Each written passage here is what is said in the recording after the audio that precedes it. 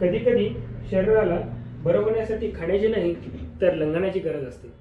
आयुर्वेदात उपवास हा केवळ धार्मिक विधी नाही, तर हा एक प्रभावी उपचार पद्धती आहे. जेव्हा जठराग्नी मंद असतो तेव्हा खाल्लेले अन्न आमाची निर्मिती करते आणि याचपासून अनेक आजारही निर्माण होत असतात. या सिद्धांतावरती 2016 साली एका जापनीज सायंटिस्टनी याच्यावर नोबेल प्राइज मिळवली.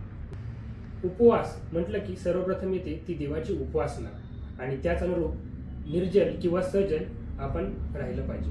जर खायचंच असेल तर सात्विक लघु आहार घेतला पाहिजे. याचा मी स्क्रीनवरती उल्लेख केलेला आहे. यामध्ये फळे, राजगिरा, भगर ह्याचा समावेश होतो.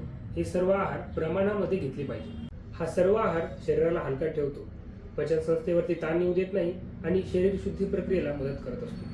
तुम्ही लक्षात घ्या, यामध्ये कुठलेही तळलेली किंवा जास्ती तिखट खारट पदार्थांचा उल्लेख नाही, कारण हेच पदार्थ आपला राजसिक आणि तामसिक गुण वाढत असतात. उपवास म्हणजे शरीराला त्रास देणे नाही, तर शरीर मन आत्म्याची शुद्धी होय. आपण ज्याला परंपरा म्हणतो, जग त्याला सायन्स म्हणते.